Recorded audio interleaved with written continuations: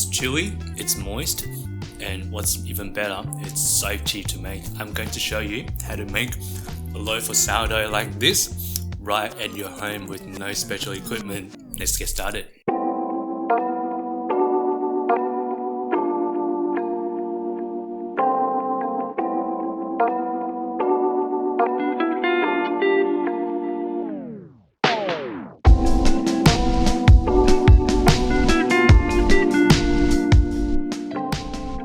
Guys, how's it going? Welcome back to Sam's Home Kitchen. My name is Sam Lin. I am just a home cook who's really passionate about sustainability and, more importantly, save money by making things at home, and hopefully I can be able to help you guys do the same in your own kitchen as well. This week's recipe has been a long time coming. Just like any other person in this world, at the start of the pandemic, I jumped on the sourdough train because I was spending so much time at home, and obviously, who doesn't love bread? So I took the opportunity and I've been making sourdough ever since then.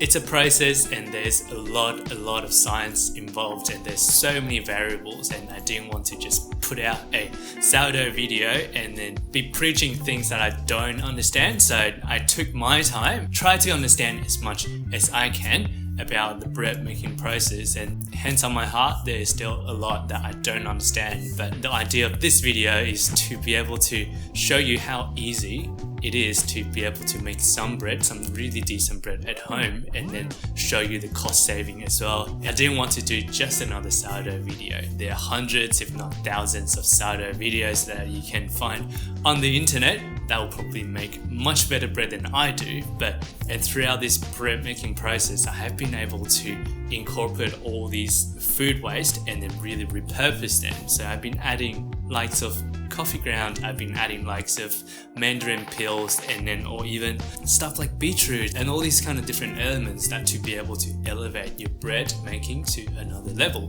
So it's fun, it's experimental, and I learned a ton, so I'm really keen to be able to share that with you guys through my videos. So this video has been on my to-do list for the longest time, and I'm really stoked that I'm able to share this experience with you guys. Before we jump into the recipe, if you can spend 1 second and like the video down the section over here, that will really help promote my video, and that will really help me in the long run. So thank you very much for doing that, and let's get cooking. To make sourdough bread at home, the ingredients required is actually really simple. First of all, we'll need some active sourdough starter. In today's video, we'll be focusing on bread making instead of the making of sourdough starter. I'll put some credible links in the description if you'd like to learn how to make your own sourdough starter. I'm sure I'll have a video on that in the future too. Next thing, you can't make bread without baker's flour. Biggest difference between normal flour and baker's flour is that baker's flour has got higher protein content to encourage gluten formation. Another key ingredient to dough making is obviously water.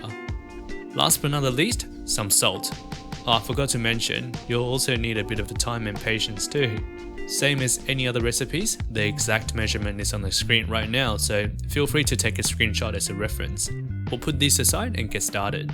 To start off the process, baking is not rocket science, but there is a lot of food science involved, and to achieve a good consistency, working with a scale to nail the right ratio is a must. I'm going to stick to baker's percentage I've been using for a while to achieve a 75% hydration dough, the exact ingredient ratio, which is what's being shown on the screen here.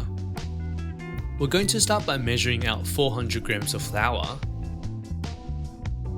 Next, followed by 300 grams of water, which is 75% of the weight of flour. Now we have our flour and water measured out. We're going to combine the two ingredients to make sure the flour is fully hydrated. So this process has got a fancy name called Autolyse, but it's essentially just a phase for hydration. The dough can be sticky at this stage, so I recommend using a spatula to keep things tidy. We're not needing the dough to develop gluten at this stage. All we want to do is roughly combine both ingredients and make sure no loose bits are left behind. Once we form a shaggy dough like what we can see on the screen here, this is good enough. Don't stretch too much if it's not too pretty or smooth.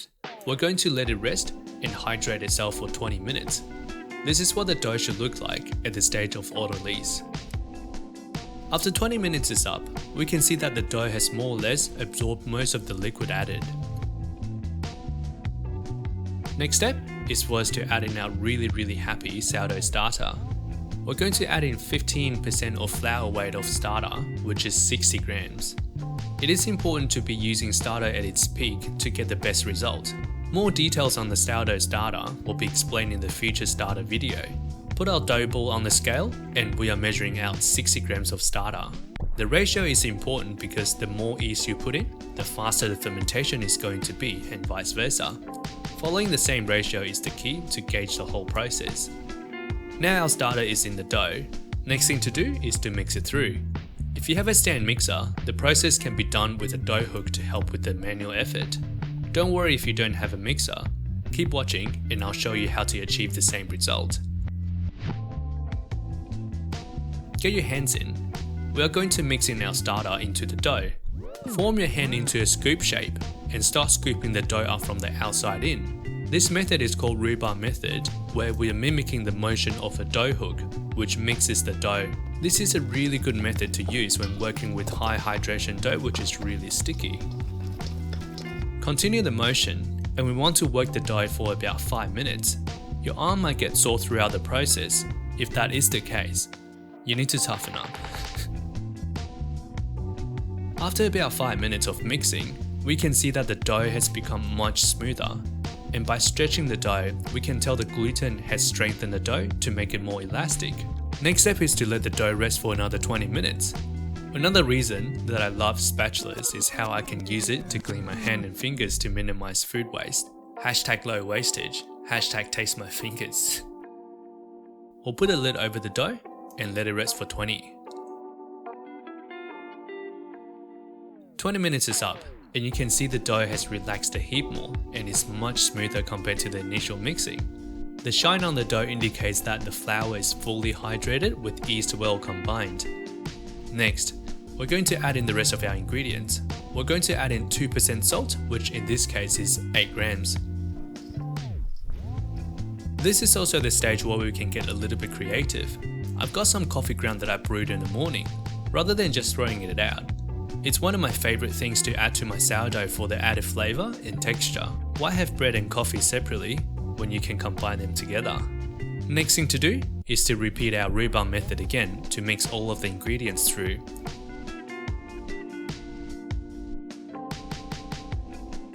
So now, we have all of our ingredients all well combined. We'll enter the next phase of our process to build out gluten in dough. We'll do 4 to 5 sets of stretch and fold with 20 minutes resting intervals. Once again, clean up the hand and put the lid on to rest for 20 minutes. While the dough is resting, we can be putting the spatula away and wash our hand. Here, save your hand washing water in a bowl because we're going to use it later. After 20 minutes is up, grab the bowl of hand washing water we just had, and we'll get onto our stretch and folds to further build out our strength in the dough. Gluten in our dough is the key that is going to help us trap the air released by the yeast and be able to form a structured loaf of bread. With a bowl of water on the side, we'll dip our hand in before engaging the dough to prevent it from sticking. Dip in the water first, and then the dough. Grab the dough from the edge, and we want to pull it as high as possible without tearing it. Turn it 90 degrees, pull it up again, and fold it over itself. We'll repeat the process for the 4 edges of the dough.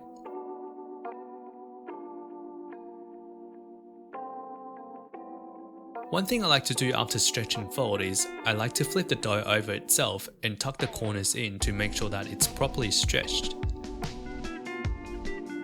Once done, we'll leave the dough to rest for 20 minutes. 20 minutes is up. We're getting onto our second stretch and fold.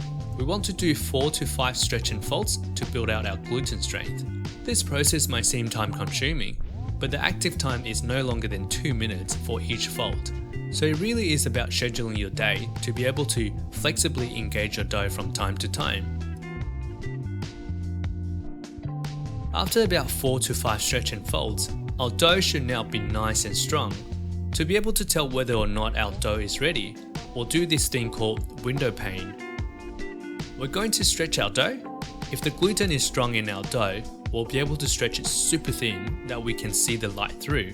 Add in a couple more sets of stretch and folds if your dough tears easily like this. Once we're happy with the strength, we're going to let the dough ferment for 1 to 2 hours. This stage, called bulk fermentation, is what I think is the most tricky stage. You want longer fermentation for colder weather and shorter for warmer seasons.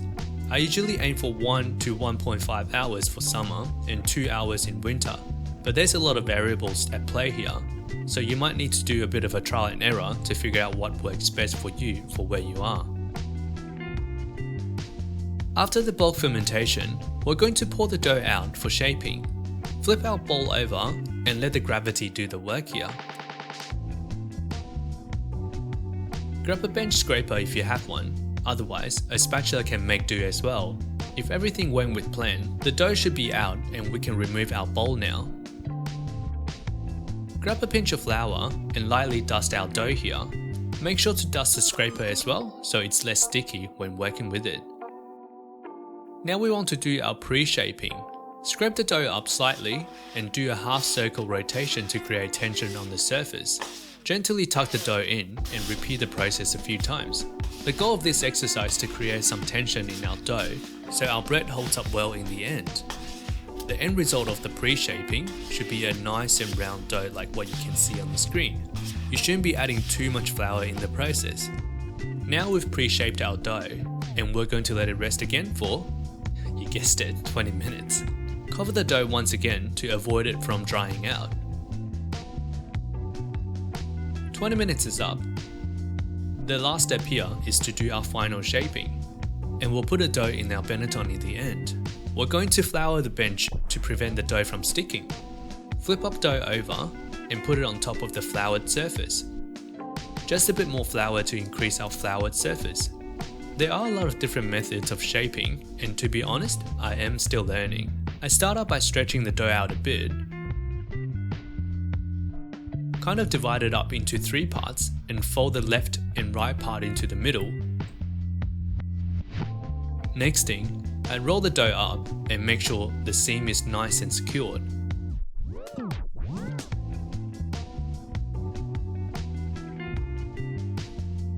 And then, I roll the dough up against the long side again to create the surface tension in dough without tearing it.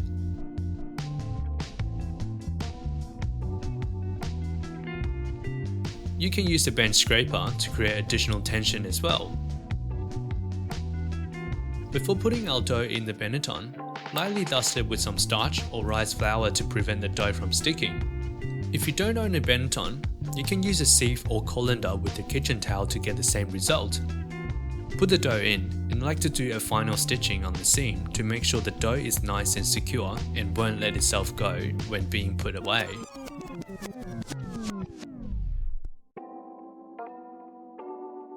Scrape clean the bench and use that to dust the dough with additional flour, or just add fresh ones if it comes to that. It'll avoid the dough from sticking to the plastic bag when resting. Final stage is we're going to let our dough ferment and develop its flavour in the fridge for 8 to maximum 24 hours. In order to not lose too much moisture, we're going to cover it with a plastic bag. Put our Benetton in and pop it in the fridge. Overnight is usually a good amount of time to ferment. So it is the next morning. Turn the oven on fan forced at 250 degrees Celsius 1 hour prior to putting our dough in to make sure the oven is evenly and thoroughly heated up. I recommend getting a pizza stone in the oven for thermal stability, and I also added an extra pan, which I'll explain in a minute. Before popping our dough in, prep a good amount of boiling water. I recommend a good 1 to 2 liters here. When the hot water is almost ready, take the dough out and flip it onto a reusable baking paper.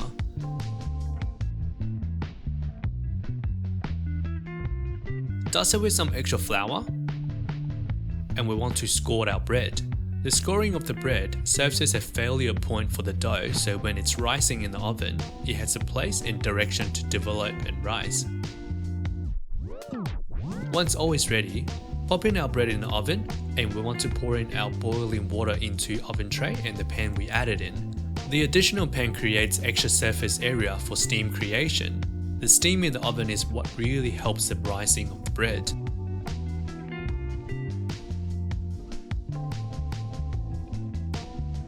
This time lapse of the dough rising is beyond phenomenal. Bake the bread with steam for the first 20 minutes, and we want to take the pan and oven tray out for another 20 minutes to give the sourdough that nice crust on the outside.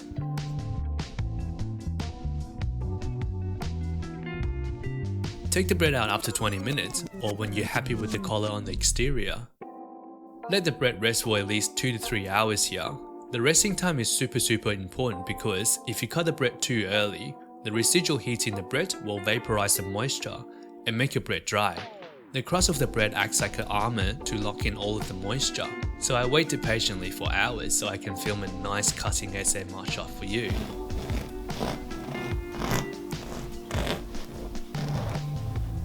I'm super stoked with how this one turned out. The oven spring is great, and the breadcrumb structure on the inside is really awesome. Plus the coffee aroma is just incredible. Notice I cut the bread right from the middle? Not because I'm a moron. Like I said, the crust of the bread works well in containing the moisture, so when it comes to storing the bread, I just wrap it in the kitchen towel, with the cut side facing each other.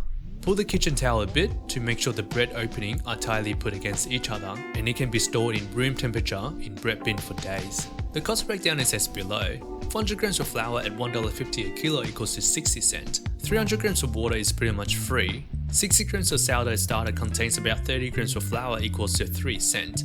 8 grams of salt at 10 cents per 100 grams equals to 0.08 cents. Altogether, one loaf of sourdough costed us 63.8 cents to make. It's easily 10 times the price when buying from bakeries. Alright, and there we have it. We've got our sourdough made. Obviously, it takes a little bit of effort to be able to spend that time around your dough, build up the strength and let it ferment, but the end result is super worth it. If you go out and buy a loaf of sourdough, it can range from $6 to $10 to $12 depending on how artisan you want to go. And this, any fresh sourdough that I make from home, is just so much better than any of the store-bought ones, and not to mention the cost savings. Like one loaf of this easily less than $1, and then it's literally one of my favorite ways to be able to use up any of the food waste that they're still edible but you're not just gonna eat it, right? So chuck in some coffee grounds, chuck in some orange peels, be creative and let me know what other ideas that you have to be able to put them in the sourdough. Keen to know about your ideas and learn from you guys as well. Enough talking, and I'm going to give it a crack and see how it tastes like. The bread itself is so soft, it's super moist on the inside, and then you can see these really nice bread crumbs, which is the little holes on the inside. It's phenomenal. You really can taste the coffee within our sourdough. In this particular loaf, I use some natural and aerobic coffee from Almanac, and you can really taste that funkiness and that fermentation outside of the actual bread fermentation, and it just adds that one layer of complexity, and it's delicious. These bread, put them in sandwiches or just have them as it is. It's a treat, it's a delicacy, and trust me, you will really enjoy it. Anyway, I won't hold you for any longer. Thank you so much for tuning in. If you enjoyed the video, make sure you give it a like and consider subscribing down the bottom over here. Any of your support is much appreciated. Thank you so much, and I will see you in the next video.